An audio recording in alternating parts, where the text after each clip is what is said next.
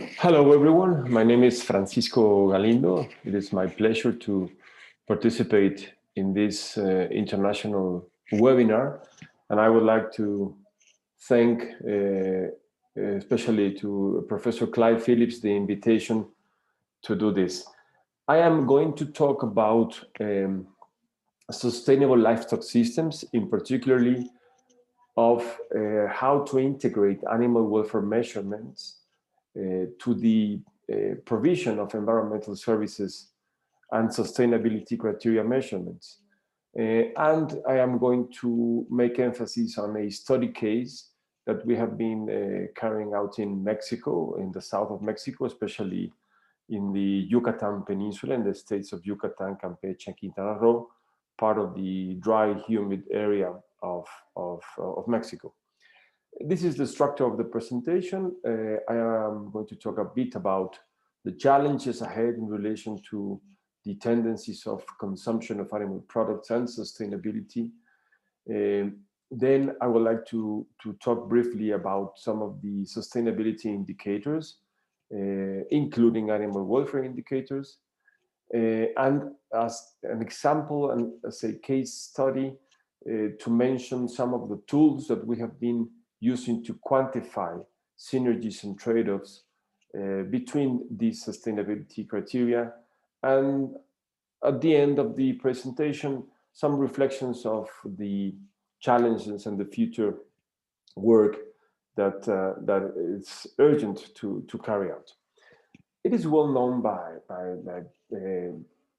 many actors of the tendencies of how consumption of animal products are increasing, and the trends are like they're going to increase in the future. And it's not just going to stop in 2050. The projected and the estimations of how these trends will continue in different regions of the world tell us that we need to produce animal products as this global population increases and as consumption of animal products increases. This is especially relevant in relation to income, how animal products will increase in relation to income, and also how vegetable products will diminish in the consumption, as these estimations tell us, and how the projected world meat consumption, in this case, in this graph, comparing 2022 to 2013, tell us that in proportion, different types of animal products will increase, but this proportion will be different in relation to poultry meat in comparison to beef, veal, and other products. This is, in all cases, consumption will increase, but proportionally, there are some challenges ahead in relation to how to produce, especially poultry meat in the future. But in any case, we need to be certain that in relation to global world population, how world meat consumption will increase. And therefore, it is urgent to identify which are the challenges ahead in relation to social issues, to environmental issues, to animal welfare issues, so that we can work urgently in sustainable ways to produce food. I was mentioning, for example, social issues. It is really imperative. It is very important to look at sustainable ways to produce meat and dairy products in areas where poverty is still something that needs to be tackled. Poverty, malnutrition, and disease in relation to these conditions need to be covered in a way, because generally communities that live in areas where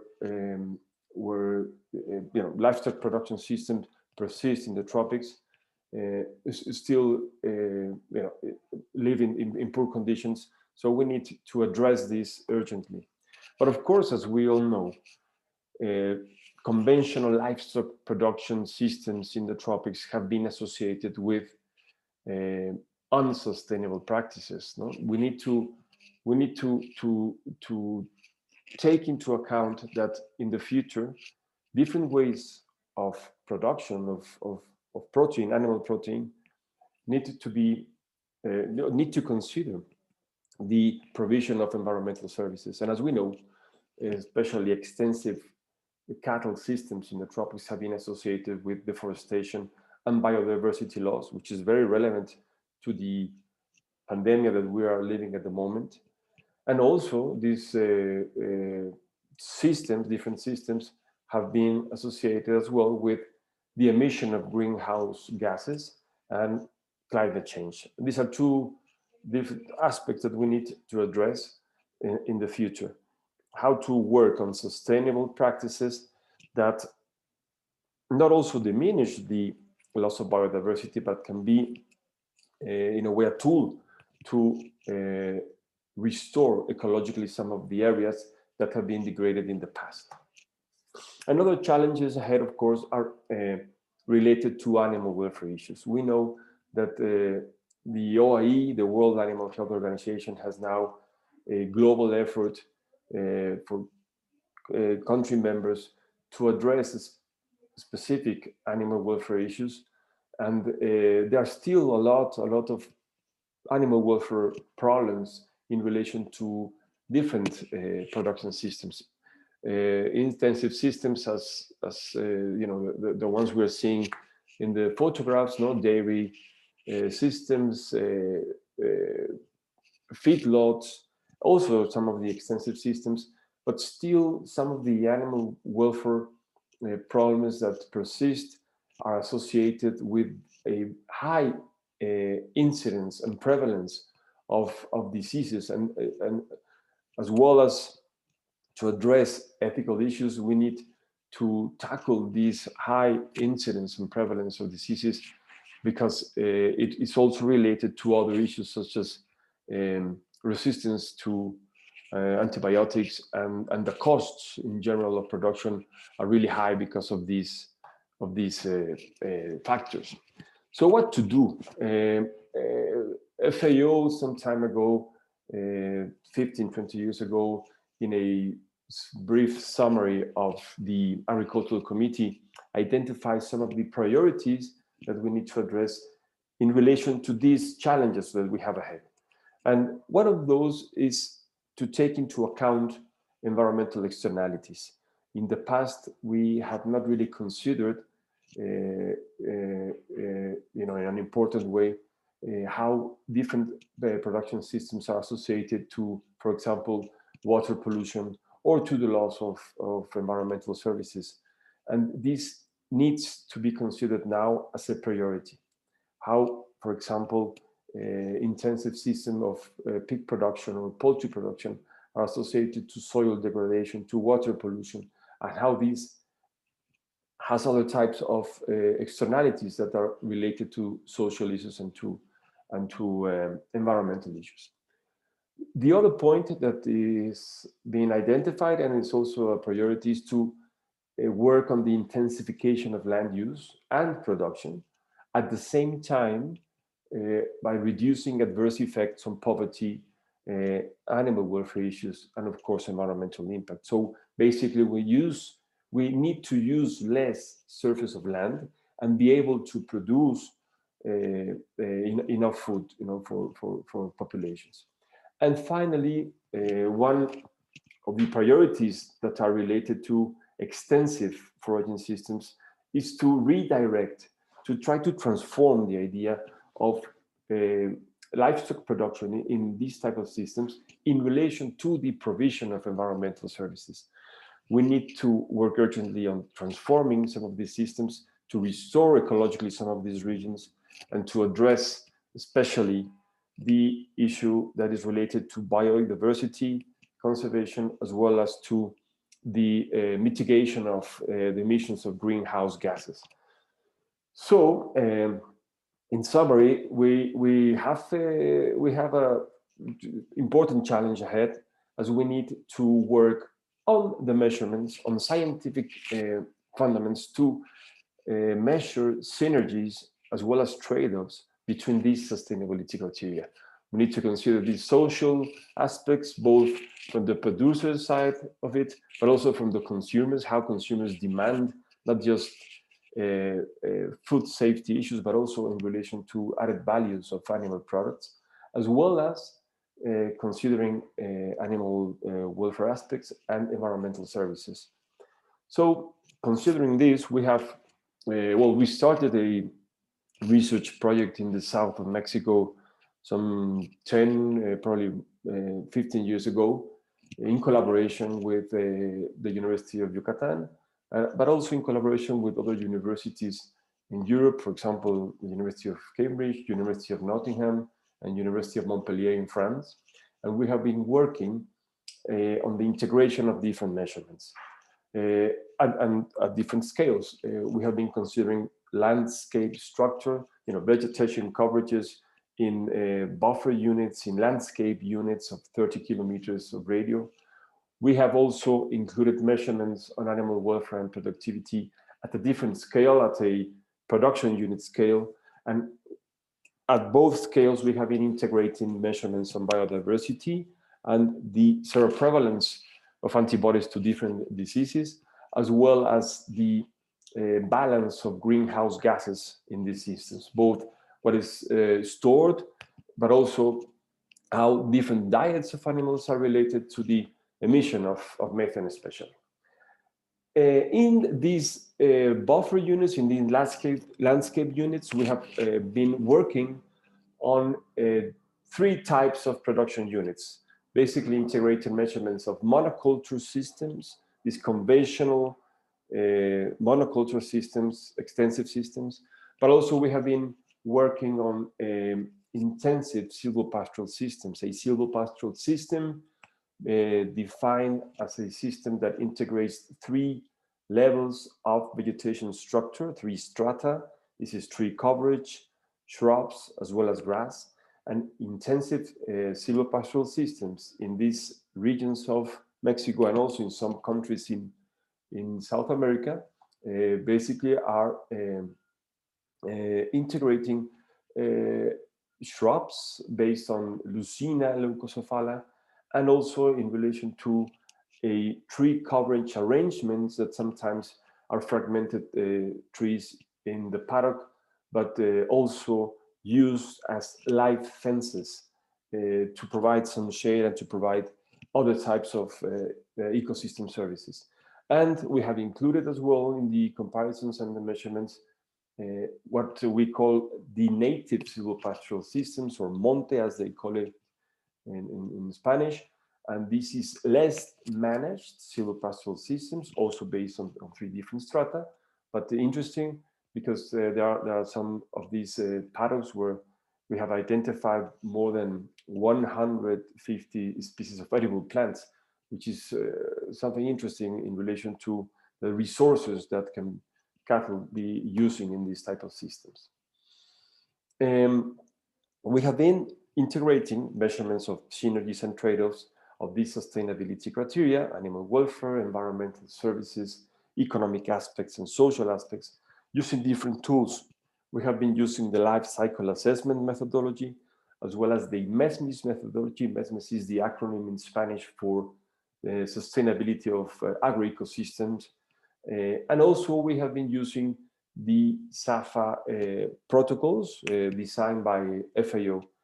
SAFA is the acronym for Sustainability Assessment of Food and Agri-Ecosystems. And anyway, these are examples of some of the tools that we have been integrating to measure these synergies and trade-offs between sustainability criteria. Some of the main results that I would like to mention are the following. Well, first, both in the intensive silvopastoral systems as well as in the native silvopastoral systems, through geographical analysis, spatial analysis, we have been categorizing systems according to the type of tree coverage and the shade that can be provided in the systems. And this is a photograph of a typical intensive silvopastoral systems that we can find there. You can see some of the trees, some of the shrubs, Leucaena leucocephala, and the cow browsing, and the grass as well. And some of the main results in relation to this comparison between monoculture and silvopastoral systems, first of all, is in relation to temperature and humidity index. It's very clear how, in relation to the hour of the day, and as temperature increases, the differences of these temperature and humidity indexes between both systems. It is very, very clear how the microclimatic conditions of the systems change drastically, and how this reflects then in other type of measurements or indicators as well. In relation to feeding behavior, we have seen several differences in relation to how cattle distributes the time foraging, selecting food, and how, for example, in the silvopastoral systems, as this temperature humidity index increases, we see that although dry matter intake do not diminishes, the cows prefer to rest during the high temperature hours of the day and optimize the time that they are dedicating to forage and to select food, in comparison to the monoculture systems where they don't have the option of using shades, and they continue selecting food throughout these hours of the day. And of course, the energetic waste of cows in these monoculture systems is higher than in the silvopastoral systems. Other interesting aspects in relation to behavior are those that we have been seeing in relation to social behavior, in particular licking behavior. Interestingly enough, when some of the non-agonistic interactions, the frequency of non-agonistic interactions that we have been comparing, we have seen that, especially in the rainy season, cows maintain a closer contact between themselves in the herd. They are less dispersed, and they interact more often. And especially these type of non-agonistic interactions are more frequent in the silvopastoral systems than in the monoculture systems. We then have been doing other types of measurements, like the dominance hierarchy attributes, measured by the Landau linearity index. We have seen that when herds are in these intensive silvopastoral systems, they maintain a more stable hierarchy. The index of Landau is close to 1 in comparison to the same index in the monoculture system, that is 0.5 or 0.6 sometimes. So we see that there are more stable groups. They interact more frequently, in this way. Non-agonistic interactions are more common. So we think that we see a lot of social positive characteristics of these herds in these conditions. We have also been using the welfare quality protocols, and this is a graph that is basically a gradient of the tree coverage distribution in different farms or ranches. This is in the Gulf of Mexico, in the state of Veracruz. The one in the left is the ranch with a more complex landscape or vegetation structure. The one in the extreme right is the one that is basically a monoculture conventional system based on grass. So according to this gradient, we have been relating and comparing different animal welfare indicators. But one of those that we thought was quite interesting, the result is in relation to the human-animal interactions, to how tree coverage relates to reactivity of cows and to the percentage of cows with short flight distance. Basically, the less reactive, more docile in the intensive silvopastoral systems. In a way, these microclimatic conditions is also favoring this sort of interaction, the loss of fear. And of course, this is something that anecdotally many people have been telling us, but it was interesting to see how this reflects in these measurements. And of course, in a way, we also validated some of the criteria or indicators that are proposed in these type of protocols and that can be useful not only for intensive systems, but also for this type of extensive systems. Looking at other measurements, measurements that are related much to physiology, we have been using thermographic cameras and taking some images to measure skin temperature. And here we see, this is in Spanish, but we see the comparison of the skin temperature of cows in the two systems, the monoculture systems and the silvopastoral systems during the dry and the rainy season. And as we see, it's quite clear how skin temperature is lower, both in the dry season and in the rainy season in the silvopastoral systems. This is an example of the type of images that are being released, and how when cows are in the paddock, usually in these systems in the Yucatan Peninsula, cows are put into pens in the evening and they are released in the morning, like 7, 8 in the morning. They are released into the paddock. They graze until 5, 6 in the afternoon, and then they are taken back again to the pen. So we took some images, some photographs of the cows when they are in the paddock, and you see clear differences between both systems. But it's very interesting how 1 hour, 2 hours after the animals go back to the pen, some images also tell us that after 2 hours, that when the cows are together back in the pen, we compare the temperature of the skin of the cows that had been foraging during the day in either silvopastoral systems or monoculture, and the difference of temperature in the skin persists after 2 hours. So it tells us a lot about the type of energetic waste and how this can reflect in welfare problems. This, of course, is related to respiratory rate and heat stress. We know that the normal average respiratory rate in cattle is 40 respiratory per minute, breath per minute.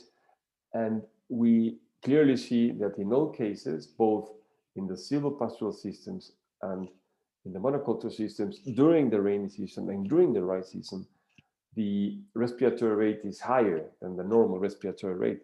But of course, we see this gradient very clearly, and this shows us that the rate of respiration in the dry season in the monoculture systems is much higher than the rest. So the implications are very clear. Looking at other types of indicators more in relation to the environment, we have been measuring different seroprevalence of different antibodies to different diseases in basically in mammals. We're working with rodents, with bats, and also have included some measurements with birds, with this hypothesis that as we have systems or landscapes that are more impacted by human activities, anthropization, we will see a higher abundance of reservoir hosts that are competent to transmit the disease.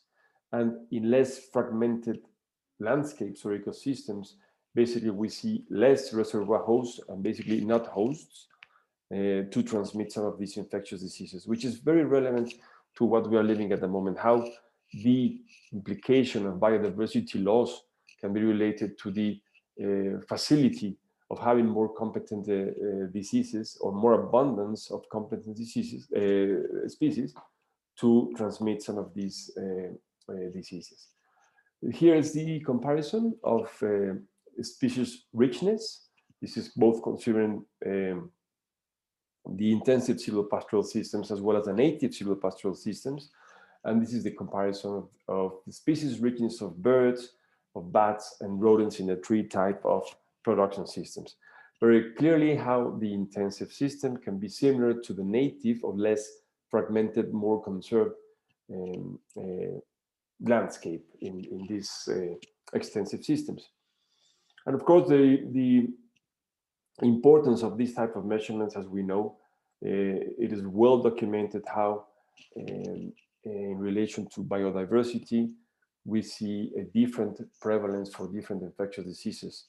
Biodiversity, in a way, is adding an environmental service, acting as a buffer to prevent the transmission of infectious diseases, which can be, of course, of zoonotic relevance and, of course, of public health importance.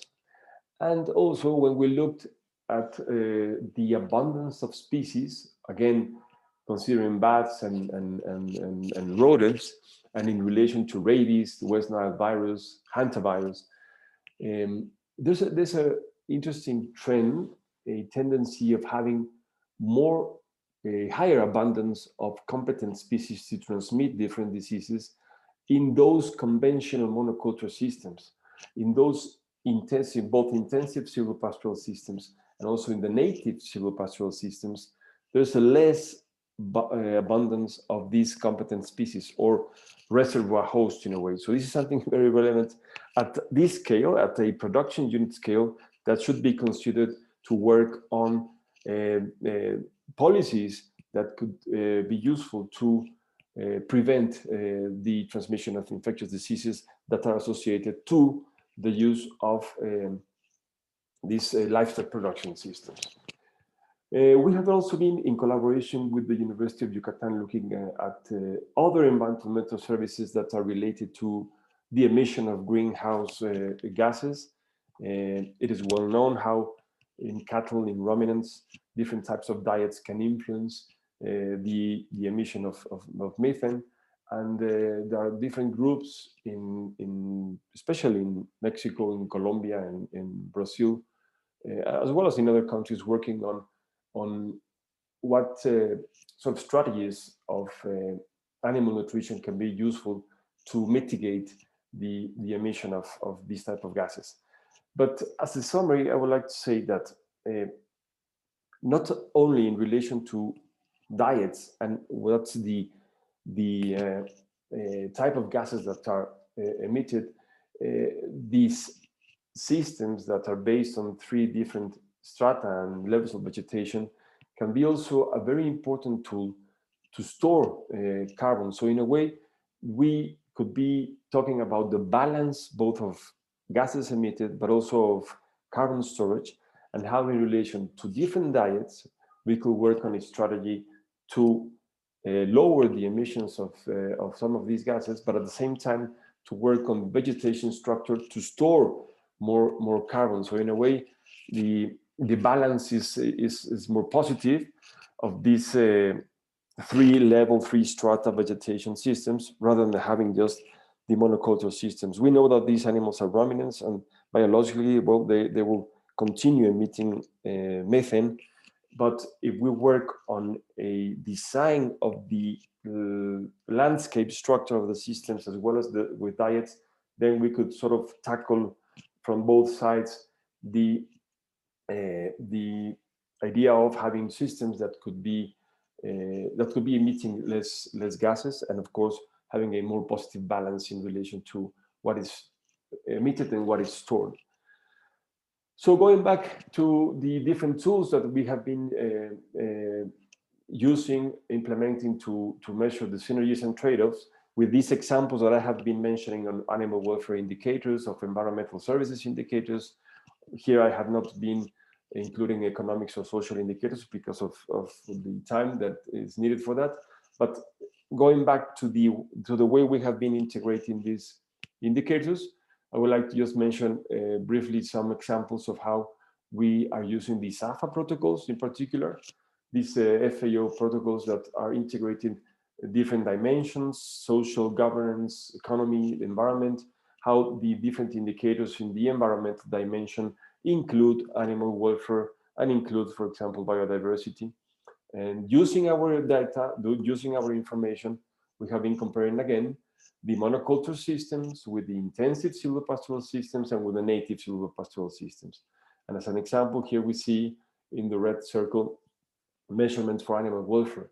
If we compare the measurements of animal welfare in the monoculture system, which is in light green, to the intensive silvopastoral systems and to the native silvopastoral systems, both in dark green, where we'll see that this type of analysis, of integrative analysis, can be useful to integrate this type of measurements. The same with biodiversity, comparing the monoculture system, which is in orange, and the intensive silvopastoral systems, which is in yellow, and the native silvopastoral system, which is in light green. Again, it's an example of how these protocols can be useful with this very specific and scientific information that we have been using for the protocols. It is obvious that, in a way, if we move from a monoculture conventional system based just on grass to a silvopastoral intensive systems, we could be gaining a lot of benefits, and we have a lot of advantages because of the environmental services and these microclimatic conditions that offer to the cattle that can increase animal welfare.